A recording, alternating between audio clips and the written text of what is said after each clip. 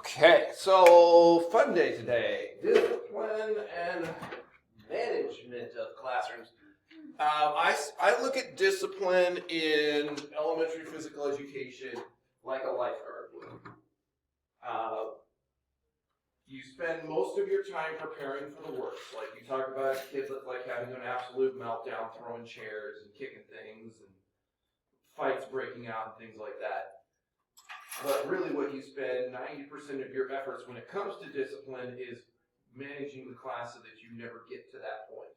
When you're a lifeguard and you're sitting up in the chair, the most popular thing that you say, walk please, everybody runs, you're making sure that you're heading off things before it gets to the point where somebody, let's just say my son, he's 3 years old, kind of can swim, not really. He can go in a straight line, but he can't tread water in one place. And so I'd be watching him because I want to make sure he does not get in the water without his parents. So if he goes running off, walk please. I'm heading off the problem before it gets there. So we're going to spend hopefully more time talking about ways to manage your students rather than what to do when something goes nuts, which in your case most of the time is call in administration. And let them deal with it, because when a kid's going absolutely nuts, you're responsible for the other 29 students in your class, as well as that one person. So that's usually, if they're having a meltdown and they're kicking things and breaking windows, and that's when you call in administration, and hopefully they will deal with the problems. I learned a lot about discipline in one quarter or one semester of substitute teaching. So I've told you guys this, that I got my teaching credentials and finished in December. And so I was like, well, what am I going to do for a semester before I can get a job in the Adventist system? Well, I'd already had my sub license because they said when you start teaching in your student teaching, make sure you have your sub license already, because then if they're gone, you can get paid to substitute teach for them, even though it's the exact same thing you'd be doing. So I ended up doing that like 3 times. It was great. But yeah, I dealt with all kinds of discipline issues, and they usually weren't mine. One of the funniest ones was it was either first grade or kindergarten, and they came in. I'm like, stand on the line over here. And this one kid just went over there. He was having a great time. He was playing whatever he wants. He wasn't like angry discipline, but the kid was just not doing anything I asked him to do. And after about 5 minutes of him just playing on whatever apparatus he could find in the gym, I finally I need some help down here. And they took the kid and took him to the office, and I never saw him again because I only had him for like 25 minutes for the whole class period. But sometimes it's just the kid's just having a great time. He's just not listening. All right. What else we got here? Assignments coming up here. I'm not sure if that Friday is correct, but I do remember that we have rainy day activities. Those are things, and 5 of them need to be from the rhythmic and fitness section. So coming up with rhythmic things that they can do. I showed some of you some of the sticks that we have, like the fitness drumming sticks, which is really just any old stick you can find, really, as long as they're cheap. Something along those lines that you can come up with. Man, I definitely had days in Kansas in December that the music department would take over my gymnasium. And I could barely do anything. So I actually moved into the cafeteria, which was a classroom converted into a cafeteria, and I had about as much space as this room. So it was pretty darn tiny. It was a really small school. Very small Adventist school. So it's too cold to go outside. It might have been raining or snowing even. So I was like, so I have to come up with things so when we say rainy day, it's really any reason that you would not be able to go to your normal space for physical education. Something you could do in your classroom if you're a classroom teacher. Something you could do in a random classroom that's empty maybe, or maybe the desks are just all to one side. Those are all the things you need to think about doing there. And I forgot when those quizzes are due. I think they're due like Wednesday or Friday next week. But I don't think it's not due today. Pretty sure, but I could be wrong on that one. All right, so when it comes to managing your class, you can always get better. And I think even in teaching on Wednesday, most of my feedback to you was different management things. Like I think Maddie started in the center of all the leg and wanted to get in the line. Just go to the end of the line and walk. Little management things like that. I probably should have coached you guys a little better in the beginning of your class.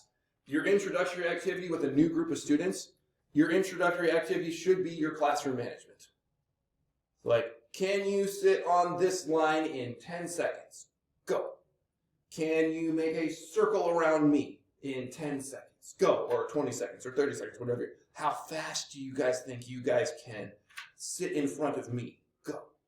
And then try different places around the gym, because then they have an expectation of where to be when you say. And then as your group of 4 or 3 or however many we had, you guys work on those together on that introductory activity, and then take section 2, 3, and 4 for games to explain. That introductory should be you guys working on whatever classroom things you're going to do. And it might have been dots. My kindergartners loved the dots. They'd come in and they had a routine where they'd run around the gym. That was from my predecessor, so I just let them keep doing it. So they'd come in the gym, they'd literally run one lap on the line, and they never passed each other, and I never told them to. Or I never told them they could or couldn't. And so I just let it go. I'm like, cool. Because it was kindergarten, first and second grade, all in one class. So like, whoever was there before me, I'm like, done. So I never had to tell them don't pass each other or don't run a lap. They just did it. And then they would stop in front of the gym, or in front of the stage, and that's where I'd usually have the stuff. I had these dots. I'd walk up to the stage, I'd grab the dots, and I would just start flinging them over my head. And they thought it was so funny. I did it as a joke one day, but then I'd be like, all right, and then whoever was the line leader, you get to pick your spot first. And of course, they take the farthest one away. And I tried not to throw them too far, but it just made for a way to manage them that worked. And sometimes it's something that you made up. Sometimes it's something that somebody stole before you. I stole what the third grade teacher, this gal was a masterful teacher. She'd been doing it for her whole life. She actually passed away a year ago from some sort of cancer. But I remember we'd walk out into the hallway and they had those like carpet squares. And she had all these fun little phrases. You pick a square, you are there. And so I forgot what the hands to yourself one was. That they had all these phrases that they would say for just the hall management. I'm like, okay, we're using that. So as they're leaving the gym, I'd have them line up to get a drink, and I'm like, pick a square, you are there. And they'd make a line. And they'd all stand on one square. And they were like 3-foot squares with a large class. They went on for a long time. They took up like half the hallway or more, but it still worked. All right. So a well-managed, disciplined class, you're going to spend a lot of time. That first week is pretty much going to be and this goes all the way through. I mean, kindergarten to 6th grade obviously is a big one. You get a little less strict on the 5th and 6th graders, or at least I did, but especially the first through or kindergarten to 4th grade, tons of routines, tons of management things there is what I would do. I would spend that first week, like it already says there, I always use in front of me, so wherever I'm standing, that way I don't have to like go somewhere if I don't want to. Get a ball and line up on the 3-point line, and I always say without bouncing or tossing it, or the first thing they're going to do is go grab it, and they're going to throw it as high in the air as they can. It's going to fall down on somebody's head, and then you're going to have a crying kid. So when I say go, you're going to grab a ball and line up over there. Do not bounce it. Do not toss it. I should not hear any ball bounce, or we're going to have to try again. And that's what I will do. And go. And if they run, somebody goofs and bobbles it and drops it on the ground. All right, let's everybody put them back. Let's try it again, back over here. And then I'll give my instructions a second time. Go get it. Don't bounce anything. Go. And they will then actually go slower the second time, and I don't usually have to tell them to go slower. So things like that. Teach that first week, and you're going to spend most of your first week working on different routines and procedures. How are we going to get a drink in class? How are we going to get a drink after class? Those are all things that you need to have a plan for before, and you might have a plan, and then you might do what I did, where you stole the awesome third grade teacher's routine. She's the one I stole the 3-second drink from, because I noticed that the third and fourth graders would take one kid would just drink and drink and drink and drink, and you'd sit there and be like. So I had said, I'm going to stand here, and eventually I got to the point where the person behind them would count to 5. And they're going to count as fast as possible, so it ended up being a 3-second drink. So like when they start, 1, 2, 3, 4, 5, and then the next person. And so they would all get a drink, and they'd go back to another line. And it got done in like a minute or less, rather than the 5 minutes that we would stand there like waiting for each kid to take a 30-second plus drink, because they just didn't want to go back to class. Big ones are going to be like spreading equipment around. So rather than having all the basketballs, for example, on one basketball rack, I would get them off the rack and I would roll them to the corners of the room. So I put like 4 in that corner, 4 in that corner, 4 in that corner. And so when I said, go get the equipment, there's 4 in each side, they would spread out and get them and bring them back, rather than have a mob of people around one spot. That made a lot of things. Teaching what behavior is acceptable, definitely a plus. Using management to increase acceptable behavior. The guy we watched the other day had his if I'm talking, you are listening. If you have a problem, talk to the teacher. I forgot and he's like, those 3 phrases we say every day in physical education class. Having something like that, that's kind of your montage for your class. And then when they're not doing one of those things, remind them, didn't we talk about this is what is acceptable in class? So those are things I would go over that first week of class. And then hopefully you don't have to use like punishments for discipline as often, rather than it's better to remind them the proper things. And you are going to get to the point at some point that you are going to have to discipline them. But hopefully you are heading off that discipline before you get to that point. All right, so there is the passive teacher, the aggressive teacher, and then the better one is the assertive teacher. So a passive person often turns all the power over to the students. They ignore acceptable behavior. Asking questions as a result, it usually results in useless communication. So when I've noticed this with my son especially, if I ask him to do something, he's just going to say no. Because he's learned the word no is a great thing. And so when this is just where my life is right now. I'm like, Sean, do you want me to use the potty? No. And he keeps on going. Rather than, Sean, let's go use the potty together. Okay. So I give a statement rather than a question. If you give them a question, that gives them an out. So make sure you have an assertive way of saying that. I forgot why I have Heidi on there. Heidi was a student of mine that had disabilities, and if I ever teach adapted physical education class, I will have tons of stories. She had an elbow to about here. Then this one had no joint. So she had 4 limbs cut off, other than kind of a little elbow joint here. So she could read and write with her elbow. She could eat with her elbow. That's all she had. But I remember her not feeling safe in class. So like after I left, I got a call from her mom and she was in 7th grade. She's like, I don't go to physical education class anymore because I don't feel safe in there because there's just things flying everywhere and I'm getting knocked over because she has no way of catching herself when she gets hit. So I don't remember why that was on there. So aggressive. Now this would be the stereotypical TV physical education teacher, where they wear like too tight of clothes, they yell at the kids constantly, and any problem they ever have, the answer is go run.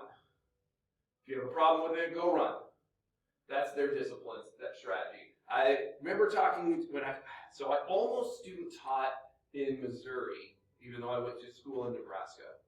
That was my plan. And then I got engaged to a girl, and so that changed my plan. And that engagement fell apart in 6 weeks, so I should have gone to Missouri. So I talked to I met with this teacher down there when I went out for like alumni weekend or something. And I was going to stay in the dorm at the boarding school there, student teach, and be kind of their assistant dean when I wasn't teaching. That was the plan. I got a job there, the next year, so it all worked out. But I remember him telling me, never smile until Thanksgiving. Like, physical education teachers don't smile until Thanksgiving. So I kind of refused to be that physical education teacher, but I did notice in my short semester of being a public school physical education teacher that a little bit of barking goes a long ways. At least because mostly because that was the communication those students were used to reacting to. So to a degree, I would, hey, cut it out, and they would stop what they were doing. And I would use that even in classrooms, because when you sub, you might be in the gym, you might be doing stuff in a classroom. And I realized very quickly that if I dressed like a classroom teacher and then acted like a physical education teacher, my management was terrible. So I had a day I was teaching like a French class. I wasn't actually teaching. I was showing a movie 5 times. I never did see the end of that movie. But I wore a tie that day and a suit, basically. And I had so much trouble keeping those kids even remotely paying attention to the movie they were on. I'm like, all right, we're going to try this again another day. So the next day, then I came back to that same school, different classroom. I think it was math. And I went in one of these, I call them physical education teacher shirts. They're more of a golf shirt. And, it wasn't sweats, but it was like track running things that had kind of a pattern to them. And then when I said, hey, cut it out, they, in the classroom, jumped in. Okay, so if I dress the part and act the part, they're not going to freak out on me. And that was 7th and 8th graders, if I remember right. There's a time to be more aggressive, but doing it all the time, your students are going to get defensive, and they're going to feel like they're being attacked, and it's just not going to work. The best one is to be more the assertive one. So you're not going to beg, plead, or go the other direction and threaten them, providing very good explanations, using I statements. I love I feel like you are, or I feel like the behavior I'm seeing from you says that you want some more attention from your teacher. If you need to talk to me, you can come talk to me, but you don't need to push your friend over there in order to get me to come talk to you. You can just come ask. And hopefully that will be a better communication. Yeah, it takes a few more seconds to do that. But being more of an assertive kind of person rather than yelling at them. Missy and I were talking last night about her student teaching experience as an elementary teacher. And she had 2 placements. The first one, it was the gal's first student teacher she ever had. And the gal was great. Like, she had tips for her after the day was over. She didn't step on her toes. And then after school was out, they would have conversations. How could you have taught that better? How could you have managed that better? Her second teacher just wanted someone to teach her class for her. And she would sit in her office and play on her phone while my wife taught. And gave her no feedback whatsoever. And she's like, oh yeah, I get a student teacher like every year. I'm like, you just are lazy. You just want someone to teach your class for you. I'm like, if you have a student teacher, you're probably going to be doing more work because you're having to teach them that, yeah, this gal had no interest. And it was a horrible experience. And when the person that came in observed, they're like, we will not be sending people back to this teacher ever again, despite her desire to have people teach it. So that's kind of the goal here, is to kind of find that middle ground between the person that just lets everybody do it and being the angry, barking teacher. So creating a personal plan, and this just makes me laugh because I'm at this phase. When you feel so mad that you want to roar, take a deep breath and count to 4. And it will work with your kindergarten, 1st, and 2nd graders. So that is one way of trying to have a little bit of management there. So the first thing for you, though, is to take a breath before you react.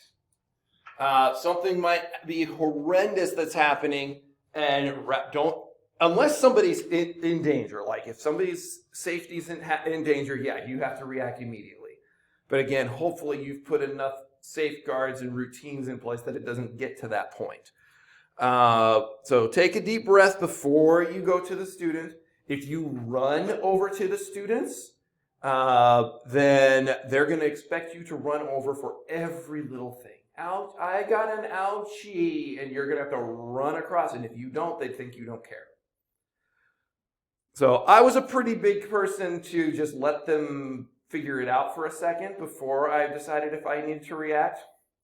So let's just say a couple of kids start having an argument over a game of tag. I tagged you. No, you didn't. And then I would be like, watching, and then I'll start making my way over as they continue arguing. And then I'll ask them, have you done our routines for conflict yet? And then have you come to talk to me yet? All right, then we don't need to be arguing in the middle of the game. Because it's not safe to be standing in the middle of the game fighting when there's over a ref's call or something. I don't know. So I thought that was the first one. Is take a deep breath. Acknowledge your feelings when a student misbehaves. Something like, I was scared when this happened for you. And then they feel like they need to hopefully please like a parent would. And then design a plan for yourself when you get a little upset. That's what teacher friends are for. Like that's the classroom next door.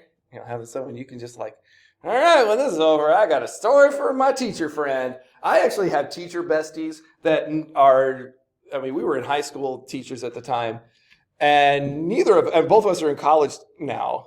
Yeah, he's a dean and I'm teaching here. And we still send the funniest teacher jokes to each other, even though he's not even a teacher anymore.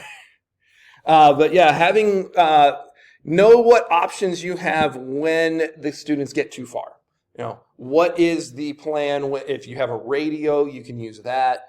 Some schools have a safe room to put them into. Now, when I say that, that means usually the classroom next door. In gymnasiums, they usually have a chair that's sitting. I had one school that they had a chair just inside the door of the gym.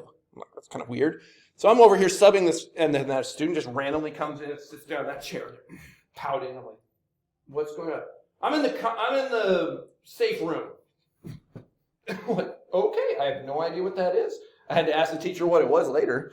But what are your options? Sometimes your school has an option of what to do. Sometimes you have to come up with what to do.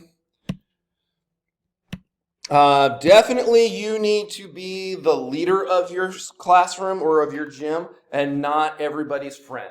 It's really hard, especially when you first start, to want to be everybody's best friend. Everybody has that teacher that we used to love that was like a great friend of ours.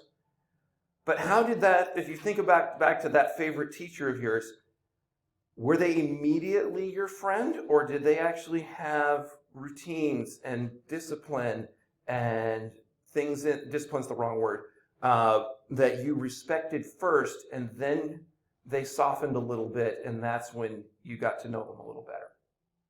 Almost always that's the case. I spent 3 years as a guys director at summer camp, and then I was an assistant director for the whole camp, and a couple times after that. And I would always tell my counselors, you want to start the week off stricter than you actually want to be. Then when you back off a little bit to where you want your discipline to be, that's when they think they're getting an easier side of you, and your week will go so much easier. If you start off the week all right, everybody, I just want to make sure you guys behave yourselves, and we're going to have a great week. And then they're like, they gave me no boundaries. I can do whatever I want. And then you're going to have a horrendously long school year. But if you start out with, here's all the rules and procedures, and make them stricter than you think they should be, and then later you can be like, guys, this rule you guys have been doing a great job with. I think maybe we could do this instead. And they'll be like, ooh, they're being so nice to us. And then you're easy. It gets a lot easier after that. Do not try to be part of their personal discussions. Oh, Lord. Who's dating who, even at second, third grade? It gets bad. So when it comes to their personal things about their doggies or their cats, and just you can be friendly and caring, but also be the professional that you need to be there. Acknowledge that their input is important. And so, I always loved having my students make the rules for class. We would start with that. What rules do we, that first week after we do a couple of our routines, we sit down and we're like, all right, what rules do you guys think we should have for physical education? And they'll come up with silly, stupid things like you can pick your own nose but not your friend's nose. Stupid stuff like that are silly and funny. And then at the end of it, you're like, okay, well, I think we need to add, whatever things they don't come up with that you feel are, and then I would probably have them on the wall already, preferably.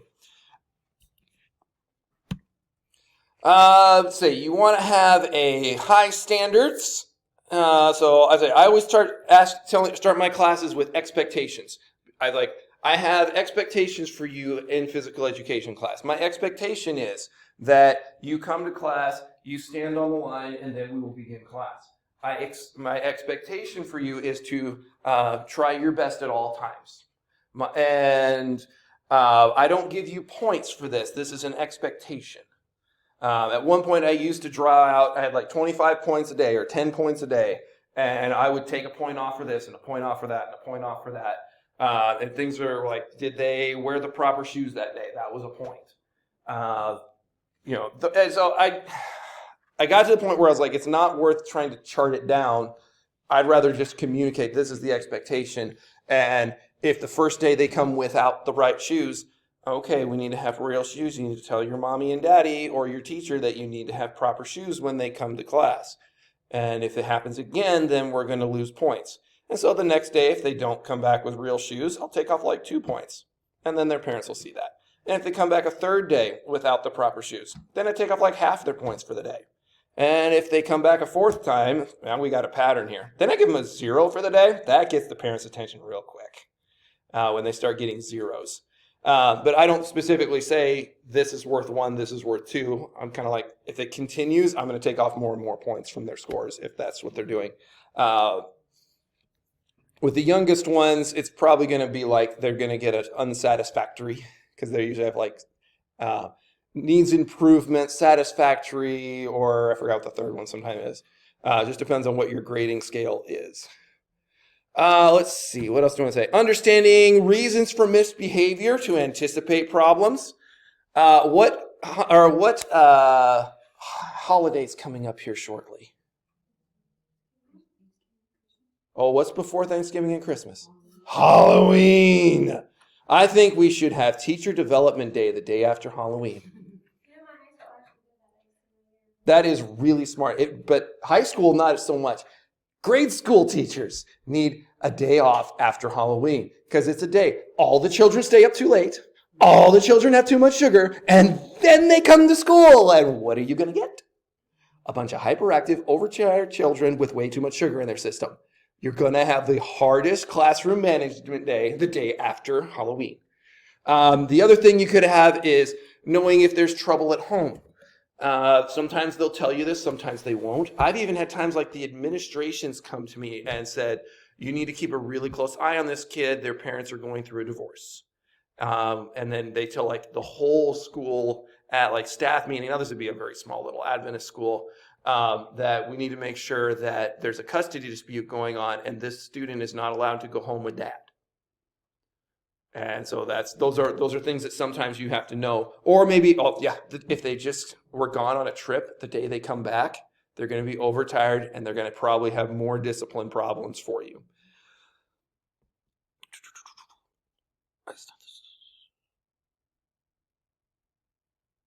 Oh, I have a note in here and I don't remember what the story was. Oh well, we'll keep going. I have lots of stories. So as much as possible, when they do cross the line and they've gone through all your management processes that you have, we're going to talk about the conflict corner here very shortly. When you do have to finally discipline them, the best thing to do is do it in as private a session as you can. Now, you don't want to never be totally alone with a student, but you don't want to yell at them, JT, stop acting like that in front of the entire class. I totally made this mistake with a high school teacher with a junior, and I was in this like junior, senior physical education class, and this guy never ran when you asked him to run. He would literally do this little shuffle. And his hips even waggled when he did it. It was so weird. And the guy was a great athlete. I'm like, why are you acting like an idiot? And so finally I pulled him aside. I'm like, why do you never run when I tell you to run faster? He's like, I hate being embarrassed. It's like, oops. So after that, if he wasn't running well enough, when he came by me, I'm like, yo, you having a tough day today? Yeah. I'm like, I just need a little more speed out of that run, all right? Okay. And then he was fine. We were great the rest of the year. But that was probably Christmas time when I finally figured this out. And it was like my second year teaching. So as best you can, try to be, take them off to the side. I've definitely used the let them stand in the doorway so they can kind of be, away from all their peers' eyes and everything, but you're still in the gym because you can't leave the gym either. But I kind of let them stand in the doorway. So I would stand right here, so I'm watching that, but they're kind of here, so most of this class can't see them. If you're going to have to give that kind of feedback, as best you can, not in front of everybody. And there's a list of things never do. Preaching, threatening, ordering, interrogating. If you refuse to listen to them, they won't listen back either. So even if you just give them a second to express their side of the story. And there's definitely times you're going to have to be like, all right, you go sit over there, you go sit over there, and everybody keeps playing the game. And I go over and I sit next to this student and I listen to their side of the story. Let me go talk to this person. And I sit over and I'll sit on the ground next to that student. What's your side of the story? All right, can we shake hands and move on? And that's usually what it ends up being, or something along those lines. Oh yeah, and they have labeling, so be real careful of that, having students that are usually in trouble, that you just anticipate they're going to be in trouble again, and then they feel like they've got a big old sign that I'm going to get in trouble all the time. And then you can get all the way into like racial labelings, and you're probably going to have more like socioeconomical labeling, like this kid comes from a very poor household compared to some of the other students, and so they get picked on a lot, and then they react. So, don't overdo it, things like that. All right, so define your procedures at the beginning of your class. So determine the management routines. How do they come into class? We're going to practice this sometime in the next few days. Creating rules and procedures that you want to have for that school year. I'm also pretty sure we have an assignment for doing this. What are the consequences when the rules are not followed? Then sharing your rules with teachers, parents, and administrators. I have another one. Have the class practice those rules all year long. Like you might have rules Friday or rules Monday, where we make sure we go over the classroom rules, or make it a montage as part of your class before you start whatever activity is. Like the guy had his 3 phrases at the beginning of class that he would have them say back to him. Got a couple other ones here. So I love the conflict corner. We'll talk about that more later. That worked really well for me as an elementary teacher. Just a good sign here. The sportsmanship code. After all, it's just a game. Be careful saying that phrase because some people take it way too seriously. And physical education class is their Super Bowl. It's the greatest athletic feat they will ever achieve. I love these as well. Again, we'll go over more of those. This is like as they're walking out of the gym, they grade themselves and they high five how they think they did. And then you can always pull somebody aside. Why did you keep on trying today? I thought you did pretty well today. Well, I think I could run faster. Okay. Well, then run faster next time. Something like that. It's a good springboard. All right. So I want you to do this as a group of 3 or 2. 2 or 3, probably 3 because we have 8 people here. So I want you guys to, as a group of 3, I'm going to give you 5 minutes here near the end of class, and I think it's going to actually go into, this is part of something you're going to turn in. So get started on this as a group on how you would want all of these things to be done. And there might be a thing in there that might actually have it typed out for you. So Any questions on that? So just kind of go through, how do you want your students to come into the class? How do you want them to, where is your area for teaching going to be? Is it going to be like at the 3-point line? Is it going to be in a corner? Is it going to be in a circle at center court? How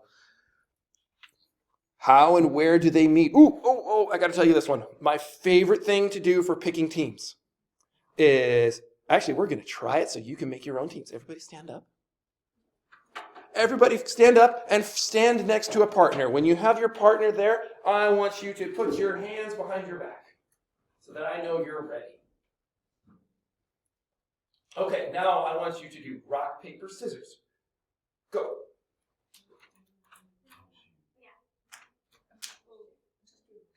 All right, if you won rock, paper, scissors, I want you on this side of the class. If you lost, I want you on this side of the class. And there's how you make two teams. And you don't have to have any details of having them pick their own teams and somebody gets picked last. Worst thing ever in physical education. All right, so now to make groups of two, now I want you to partner up with somebody on your half. Go. And I want you to play rock, paper, scissors. Go.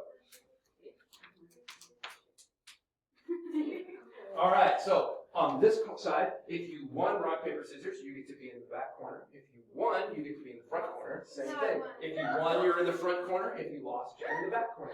You said no, I won. Oh, and be careful saying lost, win, or lose, because they might say you're thinking of a loser. I said that wrong. Yeah. If you win, you're on this side. If you did not win, you're over here. All right, so there's your partner to work with, going through all of those things. She said, wait, what? Get a computer out or a phone, type it out. You've got 5 minutes-ish. Okay, and this will be part of an assignment later. Holy cow, I have 48 slides and I've made it through 11. We're going to have to go really fast on Monday. This was planned to be a 2-day lecture.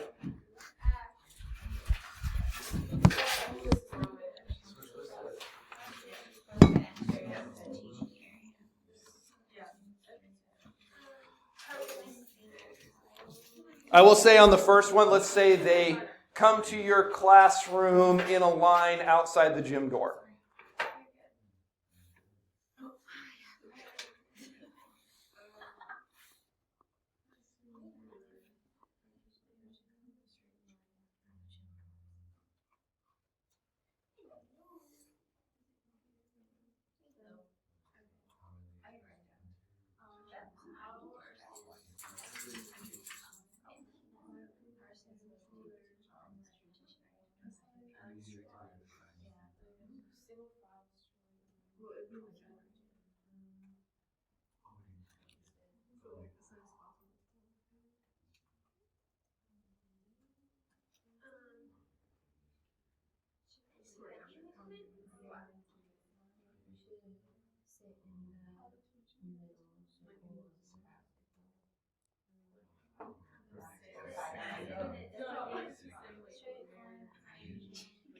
Well, I mean, I think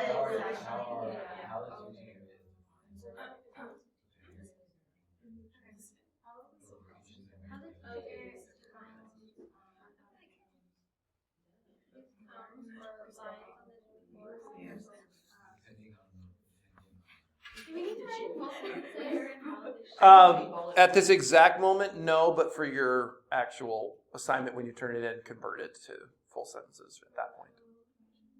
I'm usually pretty good with, I think it's the same things.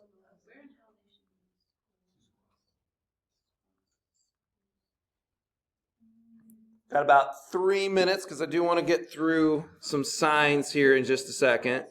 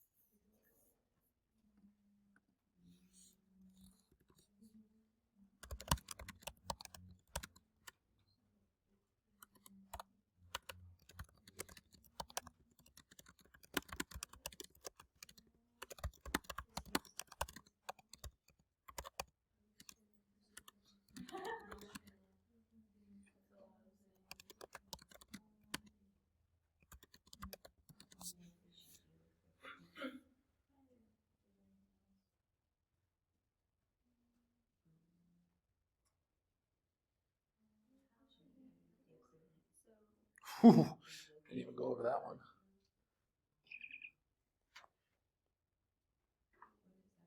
I don't know. What do you mean by what they should do if equipment is located in the area? If there's equipment out in the gym, what do you want them to do with it? Like when they come into the gym, the first thing they see. So I was a story I had for this one is my 7th and 8th graders would come in and they came in early, like 5-10 minutes early, because it was like study hall time. So like if they finished their homework or whatever, or their math work, they could come into my class early. And I was fine with that because a lot of them were going to play basketball for me, and I give them like one-on-one shooting time and stuff like that. But let's say the Hunger Games was a big deal at the time, and the school loved dodgeball. And I'm not a big dodgeball fan, but I got more activity out of them if I did it. So at that school, I played dodgeball. I don't anymore. But I took a volleyball thing and I put it in the middle of the gym and I stuffed it with dodgeballs. I laid it down on the ground so it looked like the cornucopia. And then I have basketball spots that are like this big. And I spread those out around the gym. And I put up gymnastics mats that they could hide behind that were like trees. They could crawl on them. It was super fun. Well, they came in and the first thing they did was run to all the equipment that I had very meticulously laid out for an awesome game and started moving them, throwing them, crawling on them. And I'm like, wait! So having a part of your routine being when you come into class, we do this, this, and this, and we do not touch the equipment until we are told to.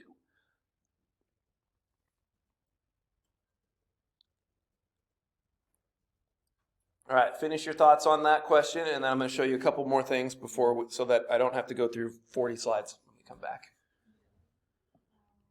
All right, so this is a assignment, and I think it's almost identical.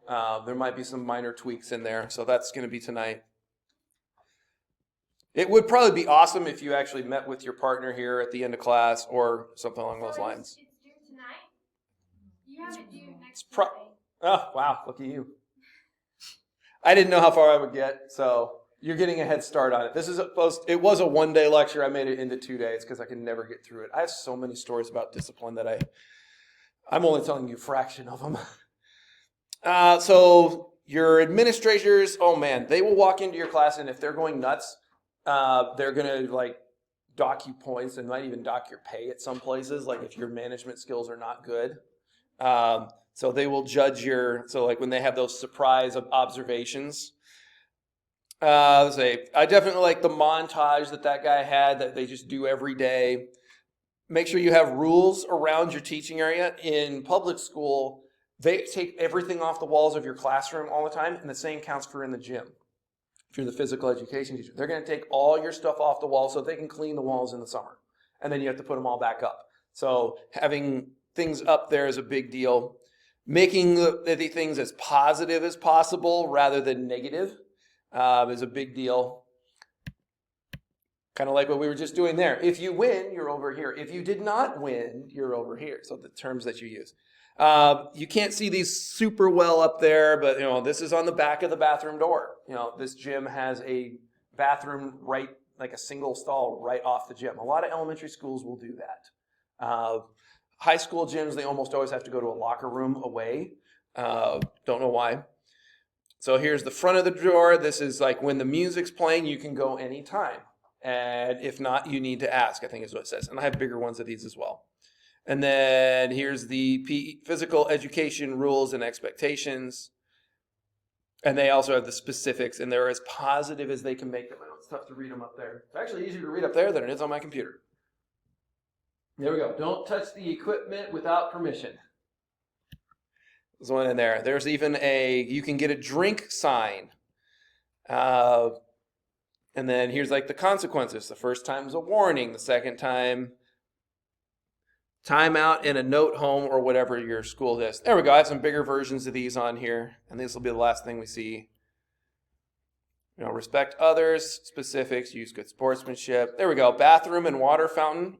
Wait until the music is on, and then no lines to do that. And that's if you're lucky enough to have a drinking fountain in your gymnasium. That's not always. And then here's flip the sign. They actually had signs on the front and the back there. And we'll talk about refocus sheets next time. I really liked that one as well. I had the conflict corner, and then I had refocus sheets that the school wanted us to do.